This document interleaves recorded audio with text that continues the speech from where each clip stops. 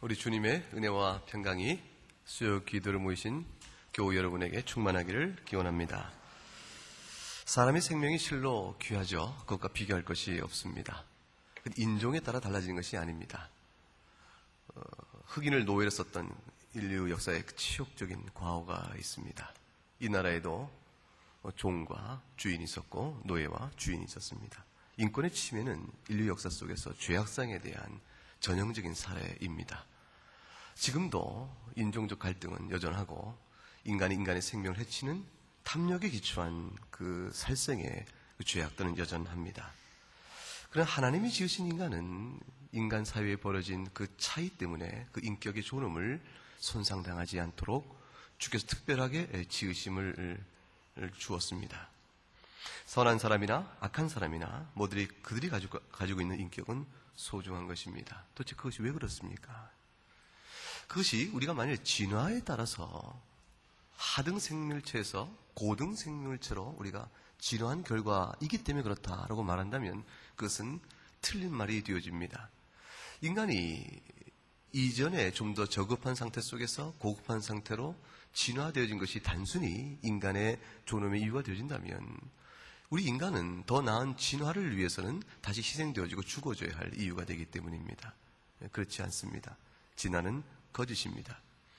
하나님이 창조하셨기 때문에 인간은 존엄합니다.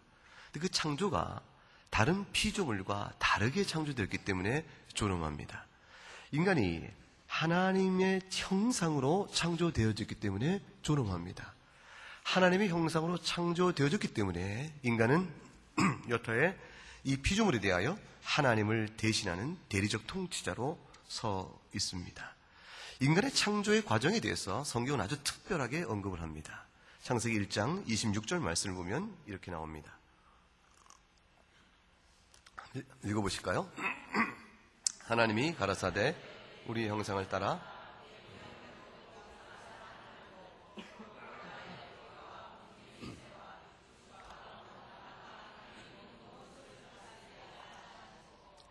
우리가 지난주에도 살펴본 것처럼 인간의 창조에는 특별한 하나님의 창조 경로가 나오는데 성부와 성자, 성령, 삼위 하나님께서 의논을 하십니다. 우리가 어떻게 하나님께서 성부, 성자, 성령, 삼위 하나님이 의논하시는 것을 알 수가 있겠어요? 우리는 알 수가 없는 일이죠. 근데 이것은 오직 하나님께서 성부, 성자, 성령, 삼위 간에 의논하신 것을 우리에게 밝히 보이신 계시 때문에 압니다. 하나님이 이것을 계시하셨다는 것은 아주 특별한 의도성을 갖고 계신 것이죠. 하나님이 하시는 일, 이 세상을 창조부터 다시 창조하실 때까지 그 무궁한 전 역사의 세세한 모든 일을 하나님 자신의 작정 안에 다 두셨습니다. 하나님의 계획 안에 두신 것이죠. 그 계획을 하나님이 어떤 이유와 목적과 어떻게 그렇게 하셨는가는 하나님 우리에게 말씀하지 않으십니다. 근데 유독 아주 드물게, 근데 그 중에서 가장 각별하게 인간의 창조에 관해서는 하나님이 그걸 노출시키고 계신 것이에요. 내가 너희를 만들 때에 그냥 만든 것이 아니라 성부와 성자와 성령, 삼위 하나님께서 피차간에 의논하시고 생각을 나누시고 마음을 모으셔서 한 뜻으로 너희를 만들었다. 그것은 하나님께서 인간을 창조했던 하나님의 형상과 모양이라는 것에 아주 특별한 의미를 그 속에 부여해주고 있는 것입니다. 하나님의 형상의 의미가 도대체 무엇일까? 그래서 몇 가지로 살펴볼 수 있었는데, 첫째는 넓은 의미가 있고 좁은 의미가 있습니다. 하나님의 형상을 폭넓게 생각해 보게 되면 첫째 하나는 이성을 사용할 수 있는 지적인 능력입니다. 우리는 이것 때문에 피조물을 다스려갑니다. 인간에 있는 지식과 지혜, 지적 능력뿐 아니라 두 번째로 우리에겐 또다시 뜻을 세워서 자기 의지로 분별하여 선택하며 결정하여 그것을 행할 수 있는 도덕적이며 의지적인 능력이 있습니다. 이것은 인간에게 있는 아주 독특한 능력입니다. 이것 때문에 우리는 우리가 바라고 목적한 바대로 피조물들을 다스려갈 수 있습니다. 세 번째는 우리가 하나님과 예배할 수 있다는 특별한 능력을 갖고 있습니다. 하나님은 영이신데 영으로 하나님과 우리가 교통하고 예배할 수 있는 영적인 능력이 우리에게 주어져 있습니다. 이런 맥락 속에서 하나님의 형상으로 되어진 인간은 모든 피조물을 향하여 하나님을 대리하며 대신하는 통치자로 서 있게 되어집니다. 모든 피조물이 영이신 하나님에 대하여 궁금하면 우리를 보면 되는 것입니다. 우리가 이 피조물계를 향하여 하나님이 어떤 분이시며 그가 어떤 영광과 지혜를 갖고 계신 분이신가를 나타내 보일 청지기로서의 책무를 받고 있는 것입니다. 하나님이 과연 거룩하시며 의로우시며 선하신가, 그 모든 것을 드러내고자 할 때 피조물은 우리를 보면 우리를 통하여 그의 지혜와 선하심과 거룩을 볼 수 있는 책무를, 다스림의 통치의 책무를 위임받고 있는 것입니다. 창세기 1장 31절에 이 말씀이 나옵니다. 하나님이 그 지으신 모든 것을 보시니 보시기에 심히 좋았더라 되어 있습니다. 심히 좋았더라. 다시 말하면 여섯째 날이라 되었으니까 창조의 모든 사역을 다 마친 끝에 주님께서는 심히 족하셨습니다. 심히 기뻐하셨습니다. 주님이 심히 기뻐하셨다는 사실은 어떤 상태를 의미할까요? 그 상태를 두 자로 얘기하면 평강입니다. 주님이 온 창조를 주의 선한 뜻과 무궁하신 지혜대로 창조를 다 이루었을 때에 이 세상은 하나님의 뜻에 순전한 모습 그대로 하나님의 의지가 반영된 상태로 있었습니다. 하나님의 의지는 물론 피조물에 의해서 손상당하거나 그러지 아니하십니다. 그러나 허용적 작정 안에서는, 허용적 범위 내에서는 인간의 죄악이 들어오게 되어집니다. 우리는 그 사실을 창세기 3장에서 보게 될 것입니다. 타락하기 이전에 이 세상이 샬롬이요 평강의 상태로 되어 있어서 하나님이 창조의 사역을 다 마친 후에 심히 기뻐하셨다는 사실은 인간에게 있어서도 창조 때 인간이 매우 특별하였음을 의미합니다. 우리와 사뭇 달랐음을 의미합니다. 최초에 창조했던 인간의 그 아름다움은 무엇입니까? 그것은 인간에게서 거룩과 참된 지식과 의가 있었음을 의미합니다. 인간에게 있어서 지극히 선한 도덕성과 하나님의 교훈에 합치되어진 경건의 능력이 우리 안에 있었던 모습을 말합니다. 이것이 바로 좁은 의미에서의 하나님의 형상입니다. 하나님의 형상, 우리가 하나님을 닮았다고 했을 때 결국 하나님에게 있는 독특한 어떤 능력이 우리에게 일정 부분 나타나고 있다는 의미에서 넓은 의미의 하나님 형상이 있지만, 그것을 우리가 온 피조계를 향하여 하나님의 대리적인 통치로 서 있지만, 또한 반면에 좁은 의미에서 하나님의 성품, 그가 참된 진리이시며 그가 참된 의이시며 그가 참된 거룩이심을 드러내주는 선한 도덕성과 경건의 성품이 우리에게 또한 그대로 들어있었습니다. 이것이 하나님의 형상이요 좁은 의미에서 하나님과의 관계성에서 나타나는 하나님의 형상입니다. 그런데 타락해버렸습니다. 창세기 3장에서 우리가 보게 될 것인데 인간이 죄를 범해버렸습니다. 인간이 죄를 범한 이후에 우리에게 완전히 상실된 것은 무엇입니까? 참된 의와 진리와 거룩이 완전히 상실되어졌습니다. 그럼에도 불구하고 우리에게 여전히 지적이며 도덕적이며 영적 능력은 제한되어 있지만 어느 정도 여전히 우리에게 남아 있습니다. 그 남아있는 그것 때문에 타락 이후의 인간은 비록 타락하여 하나님의 거룩한 창조의 뜻에서 벗어난 자요, 더럽힌 자요, 오염된 자요, 전적으로 부패한 자요, 죄와 짝하는 자요, 하나님 마음에 두기 싫어하는 자이지만 그럼에도 불구하고 그 생명은 여전히 존엄합니다. 시편 8편의 5절과 6절에 이어서 이렇게 이야기하고 있습니다. 저를 천사보다 조금 못하게 하시고 영화와 존귀로 관을 씌우셨나이다. 주의 손으로 만드신 것을 다스리게 하시고 만물을 그 아래에 두셨으니. 다윗이 이것을 노래하였을 때 노래한 저는 결국 인자요 사람인데 그 사람에서 이스라엘 백성만을 가리킨 것이 아니요 망난 모든 열방 백성을 포괄하여 말합니다. 예수 믿지 않는 사람도 여전히 존귀를 받고 있는 것입니다. 인간의 생명은 그래서 존엄합니다. 예수를 믿지 않는 사람의 생명도 존엄합니다. 흑인이나 백인이나 황인종이나 존엄합니다. 그의 신분이 어떠하든지 존엄합니다. 우리의 빈부의 차이에도 불구하고 그 빈부의 차가 인간의 인격성과 존엄성을 조금도 훼손할 수가 없습니다. 만일 우리 가운데 내가 가진 그 무엇 때문에 인하여 다른 사람을 향하여 인격과 인권의 존엄성에 대해서 없이 여김이 만일 내 안에 가진 무엇으로 인하여 나타난다면 그것은 죄입니다. 하나님이 기뻐하는 것이 아닙니다. 인간이 이렇게 존엄하여 하나님의 형상으로 지음받았지만 그러나 오늘 본문은 우리에게 필연코 잊지 말아야 할 아주 중요한 한 가지 사실을 말해줍니다. 그것이 무엇입니까? 2장 7절 오늘 본문의 말씀이죠. 여호와 하나님이 무엇으로 사람을 지었습니까? 흙입니다. 여호와 하나님께서 흙으로 사람을 지으시고 생기를 그 코에 불어넣으시니 비로소 사람이 생명이 되었습니다. 정말 그런가? 정말 하나님께서 흙으로 사람을 지으셨는가? 우리 육신을 의미하는 것이죠. 우리 육신이 흙으로 되었다고 했는데 정말 그런가? 화학적, 물리적 화학적 성분을 분석해보면 정말 그렇습니다. 흙이 어떻게 구성되어 있냐면요. 흙은 이렇게 구성되어 있습니다. 산소, 탄소, 수소. 옛날 학교 다닐 때 들어본 단어들이죠. 오래간만에 들으신 단어죠. 질소, 칼슘, 카리, 염분, 요황, 인, 철, 마그네슘, 기타 등등입니다. 이것이 흙의 성분입니다. 사람의 몸은 무엇으로 구성되어 있을까요? 사람이 인체의 성분을 화학적으로 분석해보면 똑같습니다. 산소가 65%, 탄소가 18%, 수소가 10%, 질소, 칼슘, 카리, 염분, 유황, 인, 철, 마그네슘, 그리고 기타 0.05%입니다.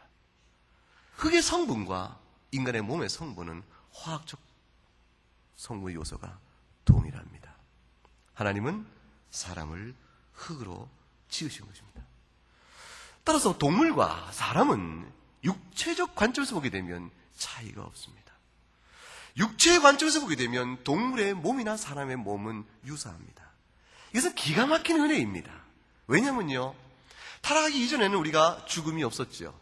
하나님은 인간이 타락하여 주 예수께서 이 땅에 오셔서 구속의 역사를 베풀어야만 인간에게 다시 영원한 생명이 주어질 것을 아신 주께서 우리가 주께서 다시 오셔서 새 창조를 이루시기 전까지 숱한 죽음의 행렬이 우리 가운데 있어질 터인데, 아담 위에 모든 사람이 죽고 할 터인데, 그 가운데 비참한 고통 속에 있는 인간에게 육체의 질병을 조금이라도 다스릴 수 있는 기회는 동물의 몸과 우리 몸이 같이 흙으로 만들어졌다는 사실에서 옵니다. 하나님은 우리의 타락 이후에 비참한 육신의 곤고함도 그 가운데서 보고 계셨습니다. 오늘 본문에서 여러분 이해할 중요한 표현이 있습니다. 하나님께서 우리가 흙으로 빚으시고 코에 생기를 부어내셔서 사람이, 그러니까 무엇이 되었다고 본문에 써 있죠? 생명이 되었다 되어 있습니다. 생명이라는 말은 사뭇 생소한 단어입니다. 살아있는 영이다 라는 뜻인데, 그 말은 살아있는 영이 되었다, 그러니까 우리가 좀 더 특별한 존재로서의 어떤 영혼적 존재, 이렇게 이해될지 모르지만 사실은 그 단어는 창세기 1장 24절에 나온 그 단어와 동일합니다. 창세기 1장 24절에 이렇게 표현되어 있습니다.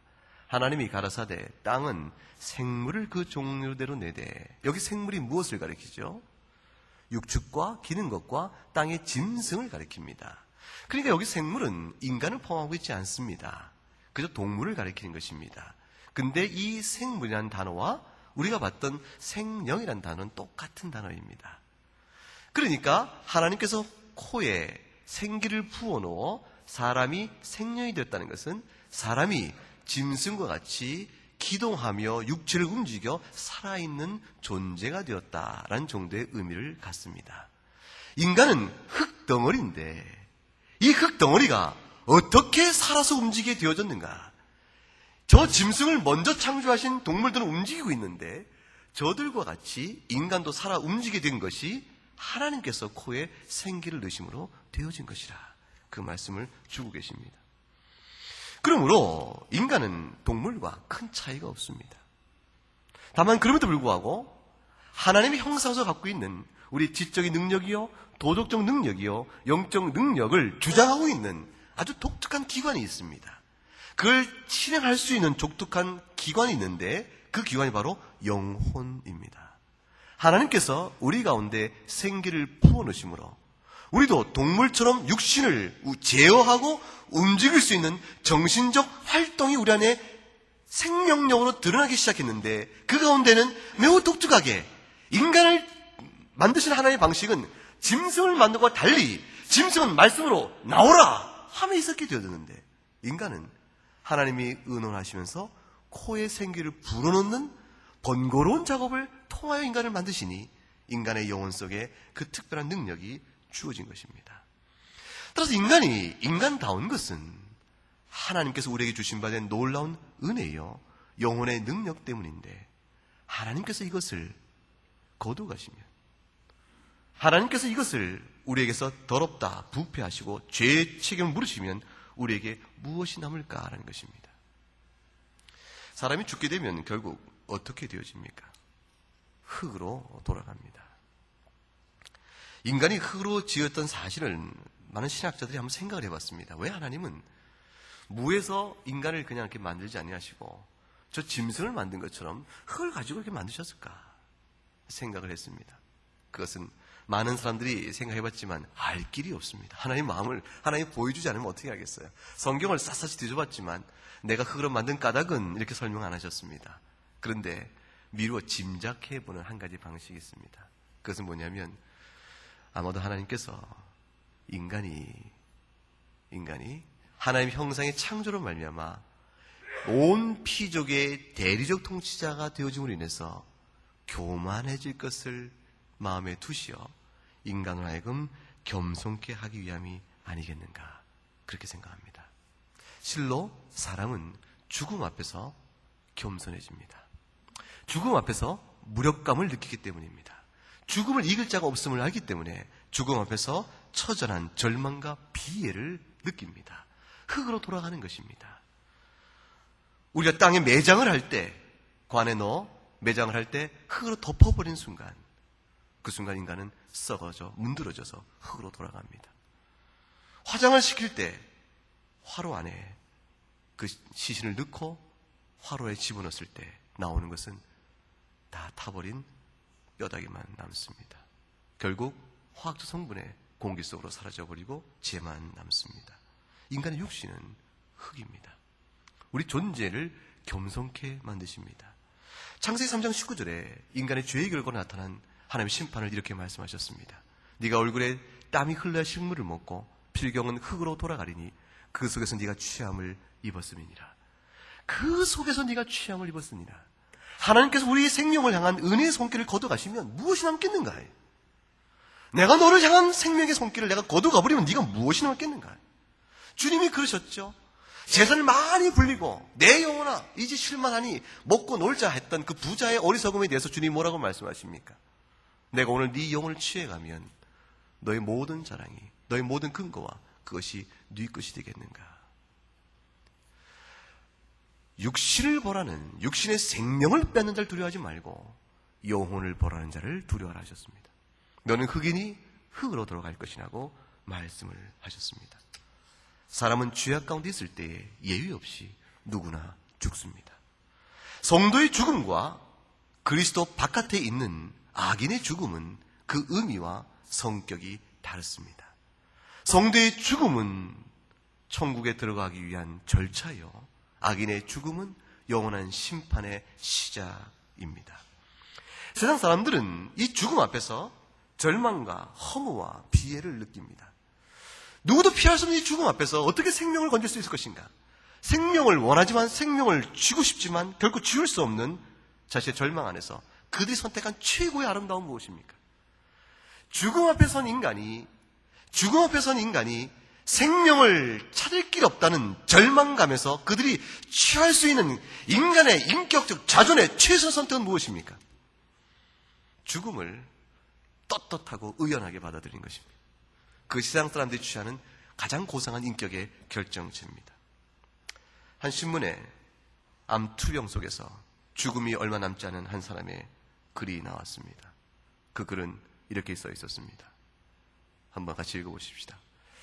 나고 죽는 것이 필연이건만 영혼을 살 것처럼 악착을 떠는 인간의 본성을 강제로 제어한다는 게 어디 쉬울까?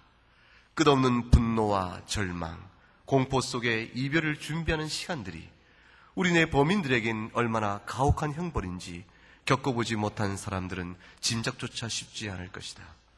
이 사람은 예수를 모르는 사람입니다. 예수를 모르는 사람입니다.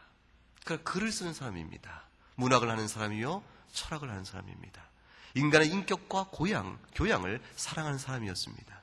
그가 암투병에 들어갑니다. 자기가 압니다. 자기의 생명의 기한이 얼마 남지 않은 걸 압니다. 매일 다가오는 죽음의 그림자 앞에서, 절망의 죽음 앞에서 내가 어떻게 가장 인간으로서의 자존을 지켜가며 인격을 지킬 것인가? 이 죽음의 공포를, 죽음의 두려움을 당당하며 의연하게 맞아들여야 할 터인데 그것을 받아들인다는 것이 얼마나 가혹한 형벌인지 우리가 감당할 길이 없다는 것을 과연 사람들이 경험 전에 알까? 인간은 여기에서 벗어나기 어렵습니다. 혹시 여러분 이런 책 보셨어요? 모리스와 함께한 화요일들, 그런 책이 있었습니다. 그 책은 신문기자 미치 앨범이라는 사람이, 신문의 칼럼니스트입니다. 그 앨범이라는 사람이 자기 대학 때 은사인 한 대학 교수, 그 모리스라는 사람의 소식을 들었습니다. 루게릭병, 근육 위축병에 걸려서 죽어가고 있다는 소식을 듣고 그 은사를 찾아가서 선생님과 대화를 나누며, 선생님은 어떻게 그 죽음의 과정을 맞아가고 있는지, 그 죽음의 의미를 어떻게 받아들이고 있는지, 남아있는 사람들에게 그 죽음의 의미를 어떻게 교훈할 것인지 그것에 대해서 알고 싶어서 화요일마다 찾아가서 그가 먹고 싶어하는 먹을 것을 사들고 가고 나눠주면서 대화를 나눴던 그 관찰의 기록을 썼습니다. 그 모리스라는 분이 이렇게 얘기했죠. 우린 죽음을 생각지도 인정하지도 않으며 내일, 아니 지금이라도 당장 오늘 죽을 수도 있다는 사실을 결코 용납하지 않는다. 이것이 사람이라. 그렇게 얘기했습니다. 대부분의 사람들은 죽음이 자기 그림자처럼 붙어있다는 사실을 잊고 살아갑니다. 마치 멀리 있는 것처럼 살아갑니다. 마치 영원한 생명을 살 것처럼 생각합니다. 머리로는 그것을 인정하지 않고, 머리로는 곧 죽음을 이해하고 있지만 심적으로는 죽음을 받아들이지 않고 살아갑니다. 따라서 이 모리스라는 교수가 이 죽음을 맞이하며 자신이 지혜로 남긴, 자기 제자에게 지혜로 남긴 일은 바로 이것이었습니다. 같이 읽어보십시다. 죽음에 대해서 배우면 어떻게 살아야 하는지 배울 수 있지. 죽음에 대해서 우리가 좀 더 생각하고 배우면 지금 생명이 있을 동안에 어떻게 살아야 하는지를 알 수 있지. 얼마나 멋진 말입니까? 그런데 모리스는 모르는 게 있었습니다. 이분은 예수를 몰랐습니다. 예수를 모르는 사람이었습니다.